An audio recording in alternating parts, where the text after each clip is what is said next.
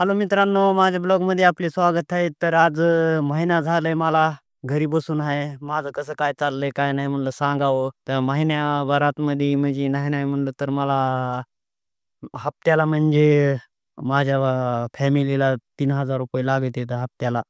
सगळं म्हणजे इकत असल्यामुळं ₹3000 लागत. तर ह्या महिन्यामध्ये माझं पडून असल्यामुळं मला काम नाही ना धंदा नाही. तर मी कसं भागवायला लागलोय म्हणलं सगळं सांगावं म्हणलं क्लिअर क्लिअर म्हणलं. तर माझं भागायला लागलंय बघा. मेहुण्यानं ₹2000 दिले होते. तर तुम्हाला म्हणलं होतं. तर आता 4 हप्ते झाले म्हणजे मी पडून आहे.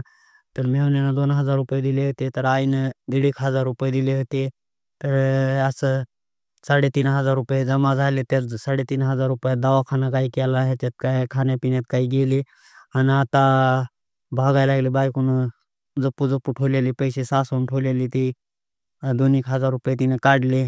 त्याच्यावरच भागायला लागले. आता मी म्हणलं आता इथून कामाला गेल्यावर आपलं भागल म्हणलं. तर तिकडून पैसे आणावे भटीवून तर पैसे त्याचेच आपल्याकडे फिरले. त्याच्यामुळे त्याला काही मागता येईना गेले. आणि ह्या वर्षी काम करायचं बी नाही त्याच्यामुळं त्यालाच पैसे नेऊन द्यायचेत मला आता. तर त्याला पैसे नेऊन द्यायचे तर कोडं पडलंय मला आता कसे पैसे नेऊन द्यावे त्याला. तर मग मी म्हणलं आता काय करावं लागेल म्हणलं मला. तर म्हणलं काय करावं, काय करावं काही कळेना गेलं. मग मग म्हणलं आता आपली गाडी आहे म्हणलं, गाडी विकून टाकावी म्हणलं. त्याचे पैसे नेऊन द्यावे म्हणलं. कारण का तर त्याला बी पैसे द्यावे लागतील. आपण थोडे-थोडे देऊत म्हणलेले आहोत त्याला. तर थोडे-थोडे मग त्याला गाडीला एक गिऱ्हाईक आणलं होतं आज मी. म्हणलं गाडी विकून टाकावी. गाडी विकल्याच्या नंतर काही थोडे बहुत त्याला पैसे दिल्यावर ते बी काही म्हणणार नाही आपल्याला. त्याचे बी पैसे लय मोठे फिरले. गेल्या मागल्या व्हिडिओमध्ये सांगितलं होतं तुम्हाला. तर आता त्याचे पैसे देण्यासाठी त्याला 10,000-20,000 जर दिले तर हे होईल. मग ती बी काय मागणार नाही आपल्याला. म्हणजे हे एवढे ₹10,000-20,000 दिले तर त्याला लवकर द्यायची गरज लागणार नाही आपल्याला.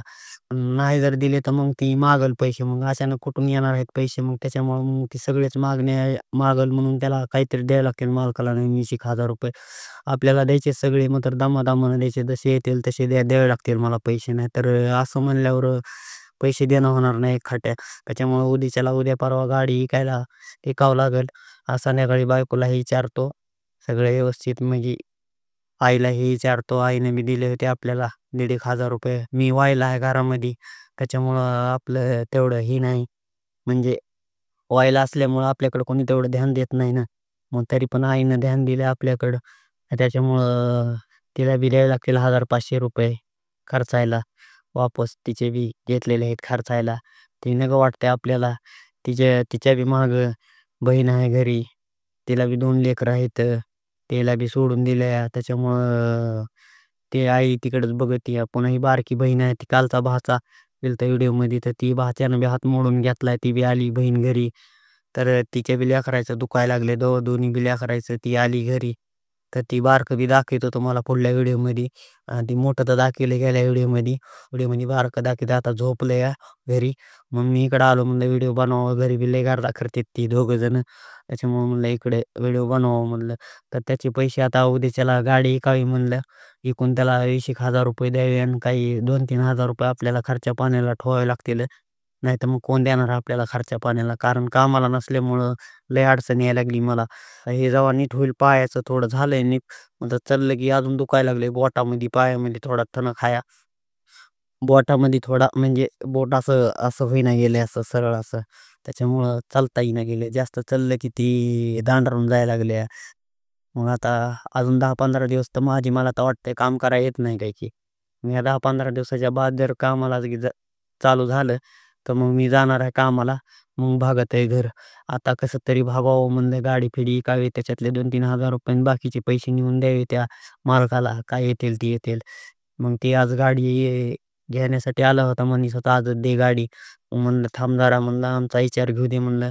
तेव्हा नवरा-बायकोचा विचार करून पुन्हा तिकडे सासऱ्याला बी विचारावं, आईला बी विचारावं. म्हणजे विकायचं म्हणजे गाडी आपण मनानं कसं मग विकले म्हणतील. तुम्हीच विकली मनानं गाडी कशाला विकायची? काय गरज होती? असे म्हणतील. मग म्हणलं त्यांचं म्हणणं घ्यावं. मग विकून टाकावी म्हणलं. लय मोठा व्हिडिओ व्हायलाय मित्रांनो. मला सबस्क्राईब, लाईक करा. माझ्या व्हिडिओला काहीच लाईक येईना गेल्यात ना सबस्क्राईब येईना गेले तर. कामावरले व्हिडिओ आता बनवायला भटीवरले तर काय बनविणार नाही व्हिडिओ मी. आता इकडे कामाला गेलं तर ते कामाचे व्हिडिओ येतील.